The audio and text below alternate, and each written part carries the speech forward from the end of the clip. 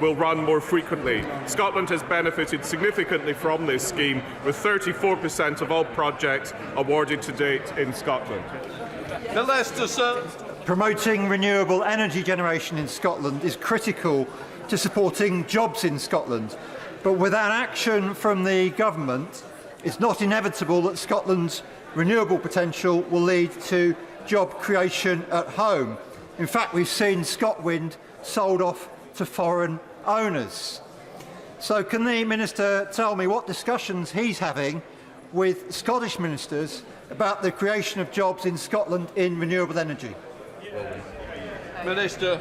Well, what I'm happy to tell the honourable gentleman is that we are negotiating with and discussing with the Scottish Government, and I can point to a number of schemes in the city and regional growth deals that are promoting renewable energy, such as the Core project in East Ayrshire, Orion in Shetland, and the EMEC research in Orkney. Before we come to Deputy Prime Minister's questions, I would like to point out that the British Sign Language interpretation of proceedings is available to watch on Parliament Live TV. We start with questions to the Prime Minister. Dean Russell. Question 1, Mr. Speaker. Deputy Prime Minister. Mr. Speaker, I've been asked to reply on behalf of my right honourable friend, the Prime Minister. As the House will know, he's travelling in the United Arab Emirates, Saudi Arabia, to discuss energy security, diplomatic action on Russia and Ukraine, and regional issues, including Iran. Mr. Speaker, with your forbearance, may I also say that I understand that 4 members of the Ukrainian Parliament are here with us in the gallery today. And I'm sure I speak for the whole House in saying that we stand in total solidarity with you. Camelot is one of the largest employers in Watford and for Watford, and its employees have worked tirelessly to successfully run the National Lottery for decades. They play an important role in communities across the UK, many local projects and good causes, including in my constituency. So whilst I obviously declare an interest in the Gambling Commission's decision yesterday not to appoint the licence to Camelot, I do wonder, given the current situation in Ukraine, if my right honourable friend considered it appropriate that the next licensee of the operator of the National Lottery is known to have a joint venture with Gazprom. Can I thank my honourable friend and just say what an incredible job the National Lottery has done, delivering £45 billion to good causes. He's right, the 4th licence will ensure operator profits are better aligned with returns to good causes. Can I just also say on the specific points he makes, I understand that Alwyn's owner, Mr. Komarak, who's long criticised the Putin regime, is in discussions with the Czech Republic government regarding the joint venture with Gazprom and removing its involvement. We now come to the Deputy Leader of the Opposition, Angela Rayner. Thank you, Mr. Speaker, and can I also welcome Ukrainian MPs to this House today. And Mr. Speaker, can I start by wholeheartedly welcoming the positive steps towards returning Nazanin Zaghari-Ratcliffe and Anusha Ashuri to the UK. I'm sure members across the House want to show their support for their families and them. I know the Minister would agree that this devastating situation must never be repeated, and other British nationals still trapped in Iran need to be brought home. So will the Minister commit to a review of these cases to understand what more could have been done by the British Government to secure releases, and whether the lazy comments of the Prime Minister worsened the situation?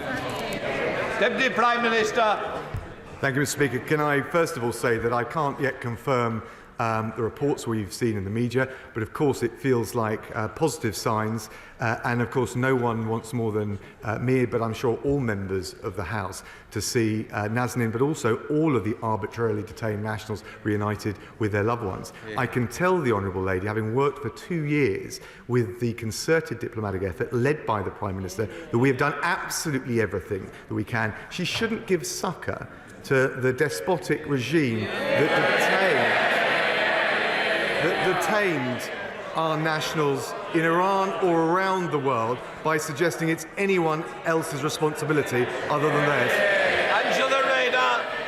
Mr. Speaker, it's exactly for that reason that I asked for the review, that it's important to learn from our mistakes so we don't end up with other innocent families facing this ordeal again. So I hope the Minister will consider my comments. Mr. Speaker, I'd like to thank all of the people who have been working tirelessly to bring British nationals home from Iran, our diplomatic staff and our world-leading British intelligence agencies. The role of the British intelligence today is critical in the face of Putin's aggression. The Deputy Prime Minister oversaw our foreign intelligence services as Foreign Secretary. So can he confirm if at any time he overruled or ignored direct advice from the British security services? Deputy Prime Minister. Can I say to the Honourable Lady, what she suggests is nonsense. She's talking about the House of Lords Appointments Commission.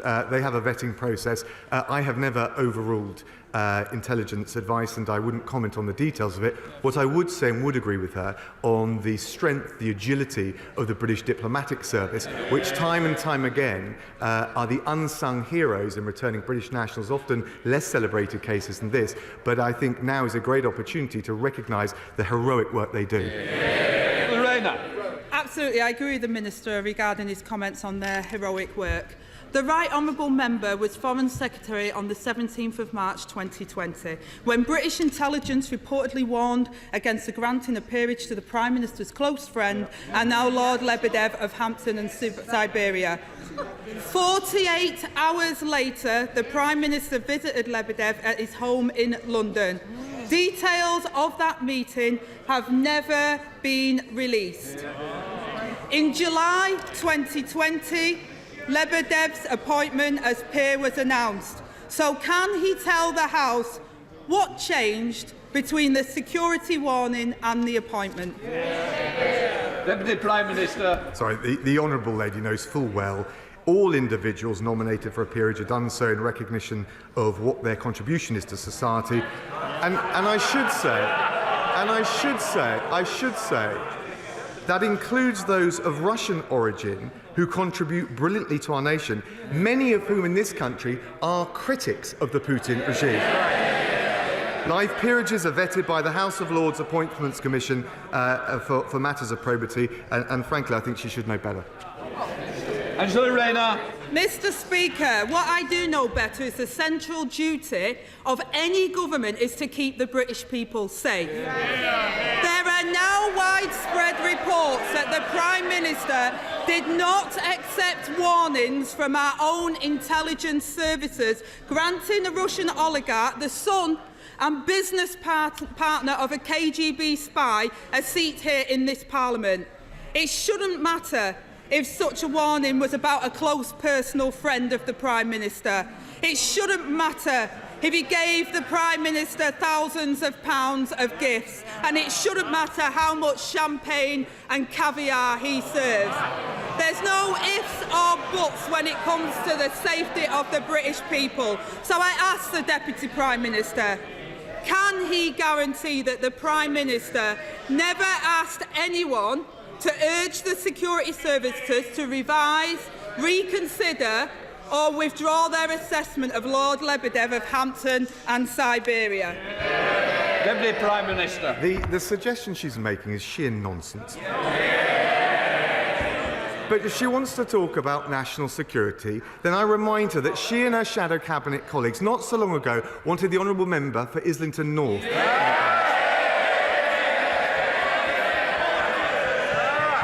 Mr. Speaker, a man who wanted and talked about abolishing the army, pulling out of Trident, she voted for that. Has there ever been a more ridiculous, reckless, naive moment to call for unilateral nuclear disarmament and pulling out of NATO? A Labour government would put at risk our security. We're doing everything we can to protect it.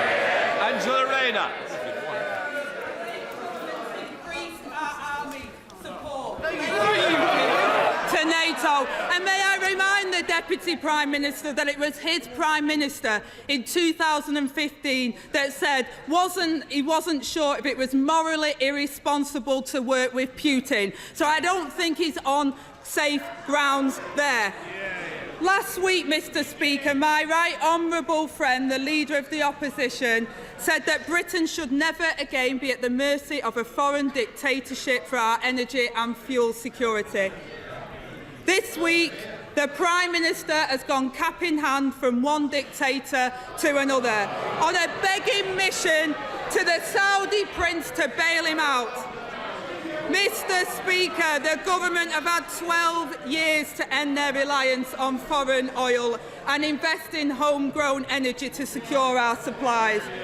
Their failure has left us all vulnerable, relying on another murderous dictator to keep the lights on and pumps open.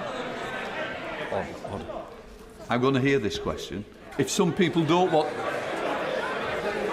Somebody wants to make a... If you want a little argument, I'm more than happy, because we can argue outside when you're there. But for the moment, I need to get on. I want to hear the question. Angela Rayner. Thank you, Mr Speaker. The government benches have a choice. They could accept Labour's plan to save working families hundreds of pounds on bills funded with a one-off levy on the soaring profits of big energy companies. So I ask the Deputy Prime Minister, is their only plan to keep on begging? Deputy Prime Minister. Well, can I just gently say to the Honourable Lady that when she was campaigning, as the rest of them were, to make the Honourable Member for Islington North Prime Minister, this Prime Minister was Foreign Secretary leading the response to the nerve agent attack. Hold on. I hate to say it, you can't keep going back for 12 years as a defensive mechanism. What we want to do, I'll decide, thank you. What I want you to do, Deputy Prime Minister, please, if we can try and stick to the agenda, I have a lot of people ahead of me who are desperate to get in without talking about history. How far we want to go back is one thing in passing. Deputy Prime Minister. Thank you, Mr Speaker.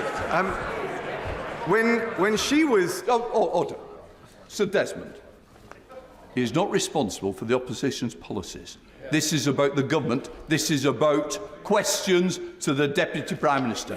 I'll put the questions and decide which are right. Deputy Prime Minister. Thank you, Mr Speaker. I wanted just to point out, and I hope it's not ancient history, that the Prime Minister was, as Foreign Secretary, galvanising the response to the nerve agent attack in Salisbury at the time where the Honourable Member, the former leader of the Labour Party, was siding with Putin against the UK. What did the Honourable Lady have to say on Sky News? He's a very strong leader. She can't wait for him to become Prime Minister. Angela Rayner. Mr Speaker, there is a war in Europe. There is a fuel energy crisis in Britain. Democracy is at risk. We must support the courageous efforts of President Zelensky and the Ukrainian people.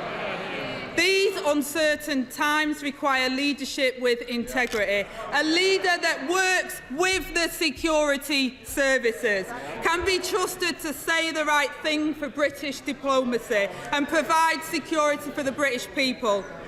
Instead, Mr Speaker, we have this sorry excuse of a government sat before us. They hike tax on 27 million working people while the super rich increase their wealth. They watch energy prices rise by over 50% while the companies enjoy profits they didn't even expect. And they cavort with Russian oligarchs in luxury villas while neglecting the security of the British people. And remember, Mr Speaker, they partied while the country was in lockdown and were unable to see their dying loved ones. Can the Deputy Prime Minister look the British people in the eye and really say this government is doing their best in their interest? Deputy Prime Minister. Well, Mr Speaker, I'll tell you what this government, this Prime Minister have done.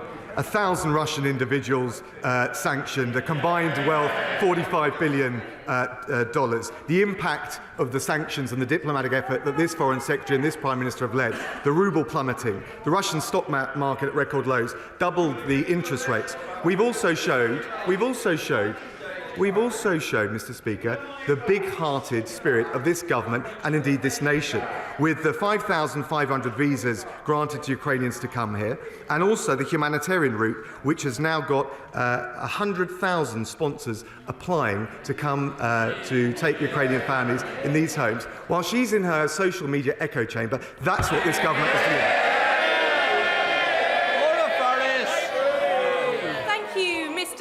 It was very good to see my right honourable friend visit the International Criminal Court earlier this week, but they have enduring difficulties with funding. Last year they had a $40 million shortfall in their budget because some participating states failed to meet their annual contribution. The International Criminal Court is only as good as the sum of its parts, so what steps can the government take to secure contingency funding to ensure that one day Russian military commanders in Ukraine can expect to stand trial for war crimes? My honourable friends, bang on. The Assembly of States Party is looking at the arrears. I was in The Hague on Monday speaking to the prosecutor and the President of the Court. We will be coming forward with a voluntary package of financial and technical support because now, as they look at the situation in Ukraine, we want, and I think the whole House would want, Putin and his commanders to know if they continue with war crimes in Ukraine, they'll end up not just in the dock of a court, but behind bars. We now come to the Leader of the SNP, Ian Blackford. Thank you, Mr. Speaker. And can I welcome our 4 colleagues from the Parliament of Ukraine who are with us today? We all stand with them. Mr. Speaker, I've spent much of the last week trying to help the Scottish charity Dnipro Kids, established by fans of Hibernian Football Club, who've evacuated 48 children from orphanages in Ukraine and are desperately attempting to provide them with temporary sanctuary in Scotland. Mr. Speaker, there is a plane ready and waiting in Poland to bring these orphans to the UK on Friday, but that flight will leave empty without the necessary paperwork from the Home Office. The Polish authorities, Edinburgh City Council, the Scottish Government and the orphans' guardians are all working to bring these children to safety. I work with UK Government ministers to try and make this happen, and I want to commend Lord Harrington in particular for his efforts. But a week on, the Home Office is still proving to be the only obstacle in the way, and it risks leaving these children stranded. So I'm pleading with the Deputy Prime Minister, remove these obstructions before it's too late. Will he work with me and the Ukrainian authorities to guarantee that these 48 Ukrainian orphans will get on that plane this Friday? Hear, hear. Deputy Prime Minister. Can I thank the honourable gentleman for all he's doing? This is a heart-rending situation. We want to do everything we can. Of course, there are a range of issues in this case, including the wishes of the Ukrainian government on where orphan children should go and should be living, whether any necessary permissions have been sought from the Ukrainian and/or Polish governments. This isn't actually about bureaucracy, it's about genuine safeguarding issues, but I certainly want to work with him in the best interests of those children. Ian Blackford. I'm asking the government to do just exactly that, because we've been working with the Ukrainian and Polish authorities. We have their support. We need the Home Office to give us the paperwork that will make that happen. Because, Mr. Speaker, this one case goes to the heart of the failure in the UK government's response to the biggest refugee crisis in Europe since World War II. It is deeply concerning that it's taken the intervention of several ministers of state, letters to multiple European ambassadors, and the fear of this case being exposed in the chamber to try and force movement in an urgent case involving almost 50 vulnerable children. Even where there is the will, it seems that simply there is no way that the Home Office can get involved. I shouldn't have been sending letters to the authorities in Ukraine and Poland. The Home Office should have been doing it.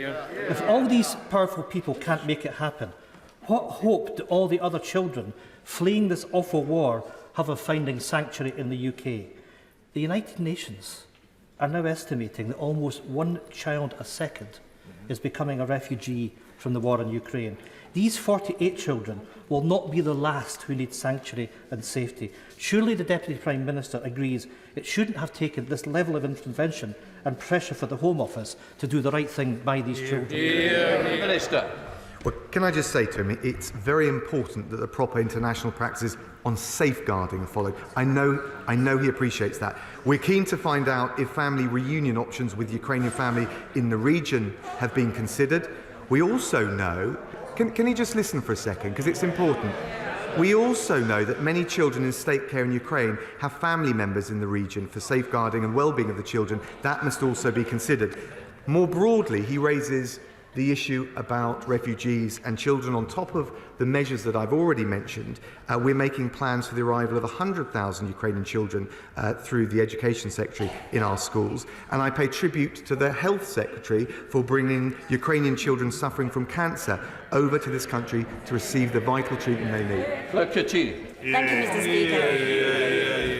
British servicemen and women have served under Operations Kibrit and Orbital since 2015, working with the Ukrainian armed forces and helping to shore up the eastern flank of NATO, which is now more important than ever. Would the Deputy Prime Minister join with me in putting on the record the gratitude of this House and consider what recognition we can give them for their service and for their role in history? Deputy Prime Minister. She's absolutely right. She's totally right to pay tribute to the professionalism, the dedication, the sacrifice of our armed service men and women every day to defend this country. She'll know that recognition for all military operations is kept under continuous review, and I know that the Defence Secretary will have heard her very compelling suggestions. Stephen Farr. Thank you, Mr. Speaker. Can I first of all wish you and the entire House an early happy St Patrick's Day? Now, there was a 3.1% increase to universal credit and other benefits set by the government last September, but inflation is now pushing 7%. The Joseph Rowntree Foundation, Trussell Trust and many other organisations have highlighted the real jeopardy that millions of people are now facing from a real terms cut in the level of benefits, and other measures from the government simply don't compensate for that. So surely it's not tenable for the government to stick so rigorously to a decision taken 6 months ago, whenever circumstances have changed so radically since then. Prime Minister. Can I thank the honourable gentleman? He's right about the cost of living challenge, not least with the war in Ukraine. The government and the Chancellor have already put in place a £20 billion package across this year, £9 billion to help with energy bills, the rest to deal with the wider cost of living issues. That includes raising the national living wage. On UC that he mentions, we're giving nearly 2 million families an extra £1,000 a year. The Kickstart scheme, increasing the personal tax threshold by over 50% since 2010. We're doing everything we can, and of course we'll keep the cost of living issues under constant and regular review. Gareth Davis.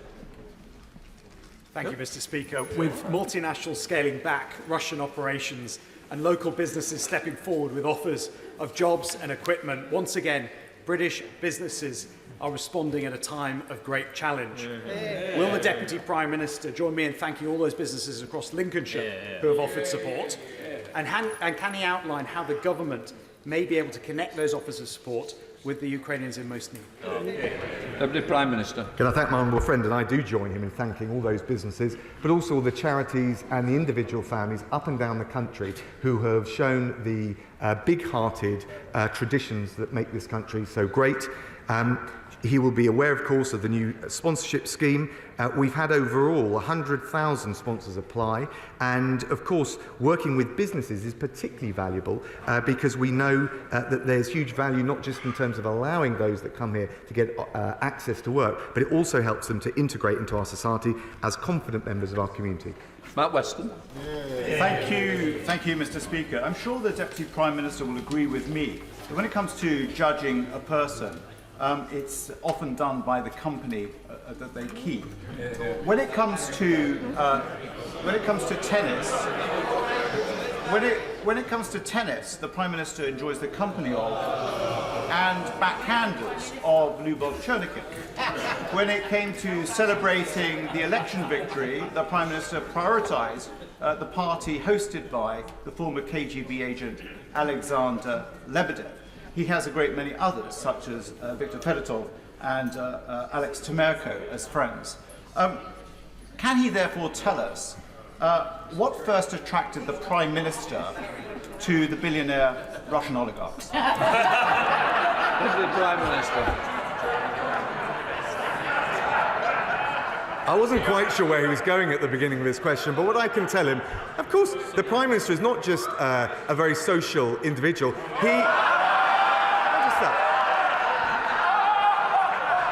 He wants this country. He wants this country to be open, outward-looking to the world.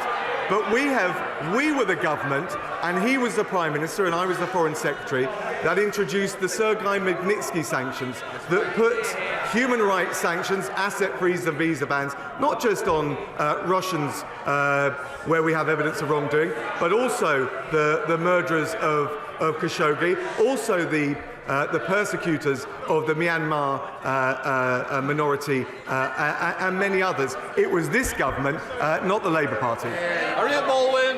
Thank you, Mr. Speaker. The eyes of the world are rightly focused on Putin's evil invasion of Ukraine. But there is still a humanitarian crisis in Afghanistan.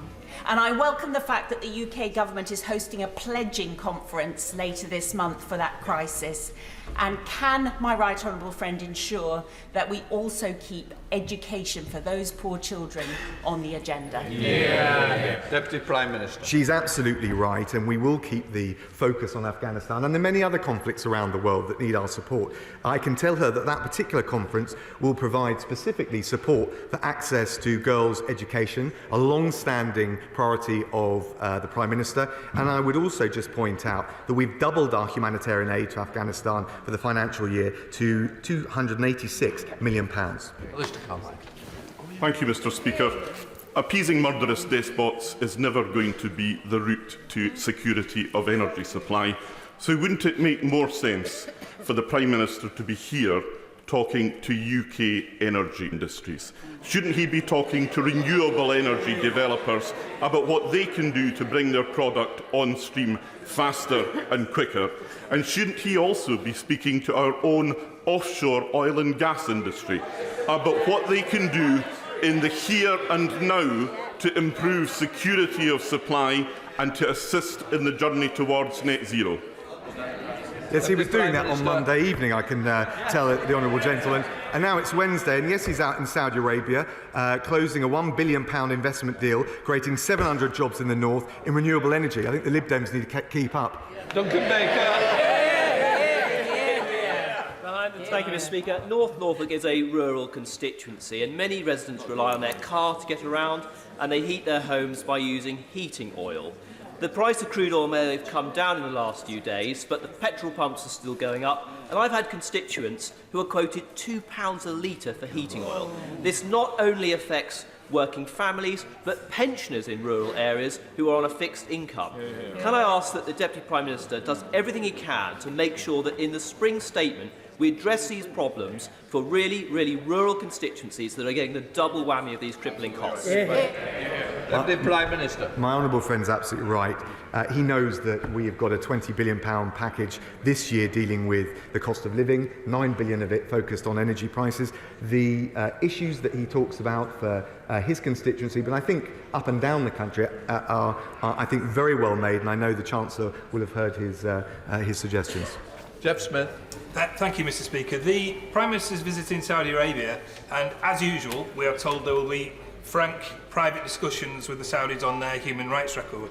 But in the light of the state murder of Jamal Khashoggi, in the light of the brutal executions of 81 men at the weekend, why does the Deputy Prime Minister think that the UK's representations on human rights are so ineffective, and what more will we do to make the Saudis behave ethically? Prime Minister. Can I thank the honourable gentleman? Can I just say to him, when I was Foreign Secretary and I went to Riyadh twice, and I know the Prime Minister will be raising these issues again, we talked about the women's rights defenders. He says we've been ineffective. They've all been released. We talked about Rauf Badawi, the author and critic. He was recently released. He mentions Jamal Khashoggi. We applied, I think we're one of the first to apply, asset freeze and visa bans on those responsible for his murder. So we are an outward, an international country. That is what Britain's role is in the 21st century. But we will never allow our moral red lines to be blurred. Tom Hunt. Thank you very much, Mr. Speaker. Rousseau once said about the Polish people, "You may swallow the Pole, but you will never digest them." I think that powerful quote says so much for how the Polish people have stood up robustly and strongly against aggression over the years, and also about their steadfast support right now for their close and dear allies, the Ukrainian people. In Ipswich, we've had 3 lorries going from Ipswich to Lviv in support of the Ukrainian people. Will the Deputy Prime Minister outline the steps the government will take to support our close allies Poland as they take an unprecedented numbers of refugees and, of course, whilst they have their own security concerns in relation to Russia? Deputy Prime Minister.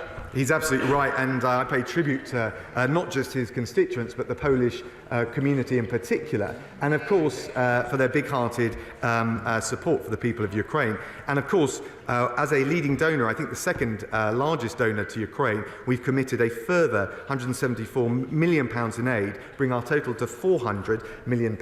But that will also support those countries in the close proximity to Ukraine, their neighbours, and first and foremost will be Poland. Justin Mathers. Thank you, Mr. Speaker. On the 28th of April 2018, when he was Foreign Secretary, the Prime Minister is reported to have attended a party at a castle in Italy where he met a former KGB officer. Now, this was just weeks after the Salisbury poisonings and immediately after he attended a NATO summit on Russia. If that is not astonishing enough in itself, it is also reported he travelled there without any security detail or officials present. So will there now be an investigation into what sounds like a complete failure of national security? He's talking total nonsense. I don't have anything to add to what I've already said. In addition to my constituents' concerns for Ukraine, they're also concerned about planning policy. I wrote to the Prime Minister in October 2019 about the threat to the Goring Gap. It's against government policy, it's against public interest for every green field that's a strategic gap to be built on, and inspectors made a decision which would wipe away the planning powers of every local council in the country. Can I ask if the Prime Minister will see me and if the government will revoke this inspector's mistaken decision? Can I thank the Honourable Gentleman? Can I also, I empathise as someone with a massive proportion of Green Belt in my constituency on the frustrations I think honourable members across the House feel with some planning decisions that are made. However, once a planning decision is final, it can't be challenged unless it's successfully challenged in the courts. Stephanie Peacock. Thank you, Mr. Speaker. Last year, 255 children and young people were admitted to Barnsley Hospital for self-harm. That is 15 times the national average. This is a public health crisis. So will the Deputy Prime Minister ask the Health Secretary to meet with me and healthcare providers from Barnsley to immediately respond to this mental health crisis? We've put a huge amount into both mental health and wider the NHS budget, not just on COVID, but to respond to the wider issues. I will certainly make sure in relation to the specific issue that she raises that an appropriate health minister will see her. Dr. Julian Lewis. Are any oligarchs with UK passports on our sanctions list? Can I thank the chair of the ISC? I think I would have to let the Foreign Secretary and the Foreign Office check carefully and respond to him in due course. Stephen Timms. Thank you, Mr. Speaker. 3 weeks ago, the chair of the UK Statistics Authority, Sir David Norgrove, wrote to the Prime Minister to point out that his repeated assertion that employment is now higher than it was before the pandemic is incorrect. Yesterday's employment statistics show 840,000 fewer self-employed people now than before the pandemic, and that overall employment is 580,000 lower. Does the Deputy Prime Minister agree that truthfulness is vital to trust in our democracy? Does he accept the correction from Sir David Norgrove?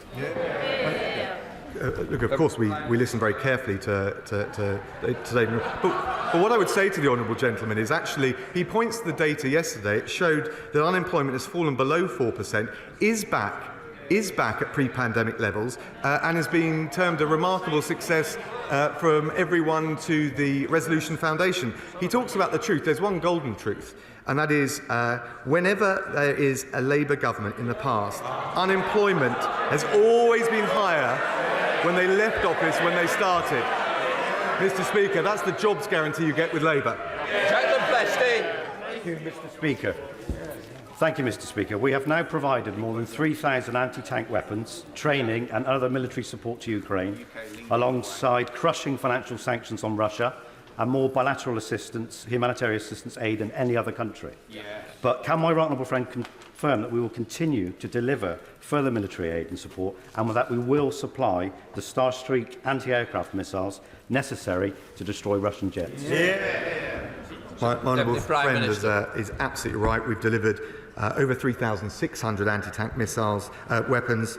We'll also be sending a consignment of the Javelin anti-tank missiles, and we are indeed, as he says, exploring the donation of Starstreak anti-air missiles. Dan Carden. Thank you, Mr. Speaker. It's welcome that Ukrainians seeking asylum in Britain will have the right to work and access to public services. We should always offer sanctuary to those fleeing persecution. People who come to Britain to make it their home, no matter where they're from or the colour of their skin, make a hugely positive contribution to our society and economy, if they're supported to do so. So how can the government now justify not extending the same welcome and the same rights, including the right to work, to all people seeking asylum in Britain? Deputy Prime Minister. He's right that we have a strong tradition, and we've stepped up to the plate with the Hong Kong British National Overseas Citizens, with Operation Pitting, which brought 17,000 back, and we will go further and beyond the normal rules when there is a crisis, as we've seen in Ukraine. He's absolutely right about what he said in relation to the current scheme. Those coming here, the Ukrainians can live, work and access benefits. They can stay for 3 years with leave to remain, and I'm proud, and the whole House should be proud, not just of the big-hearted approach of this government, but also the 100,000 British sponsors who've come forward and said they will open their homes to those refugees. Sir Ian Duncan-Smith. Mr. Speaker, can I ask my right honourable friend that as the brilliant Ukrainian people fight and die on a daily basis for their rights of freedom and democracy, it's important, therefore, that we make something very clear, and I wonder if he would do this. They have asked for membership of NATO for a significant period of time, and NATO has chosen not to give it to them.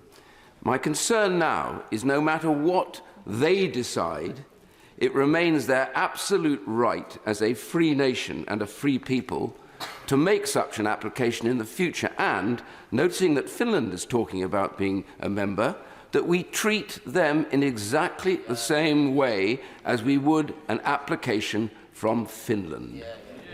Well, can I thank my right honourable friend, and he will have heard what President Zelensky has said overnight in relation to this.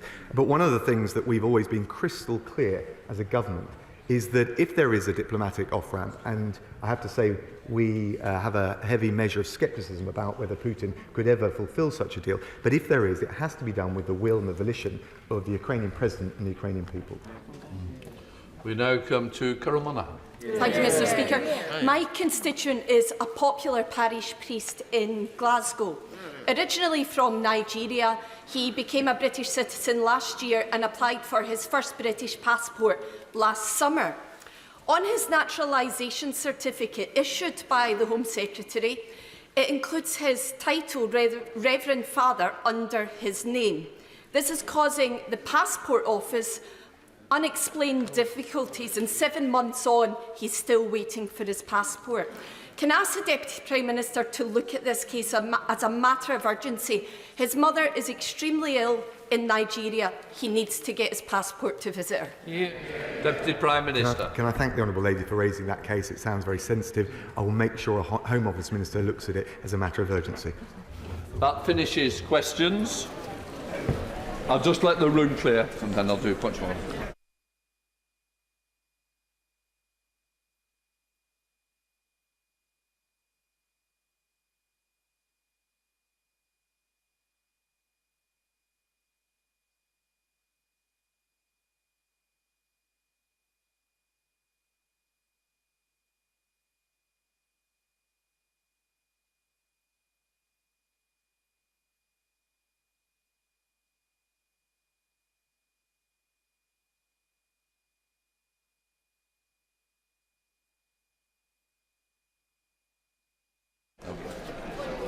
Point of order, Yvette Cooper. Mr. Speaker. Can I ask, have you had any notification from the Home Secretary, the Policing Minister or the Safeguarding Minister that they intend to respond to the very disturbing independent safeguarding report that was published yesterday that outlines the deeply disturbing circumstances in which a child was strip-searched in the most degrading way by police in her school, with profound and distressing consequences for the child involved? The report is clear that this should not have been allowed to happen. It is extremely distressing that it did, and it raises very serious questions about safeguarding, about policing, about training, guidance, about racism, and about protection for children. And it has recommendations for both the Home Office and the Education Department.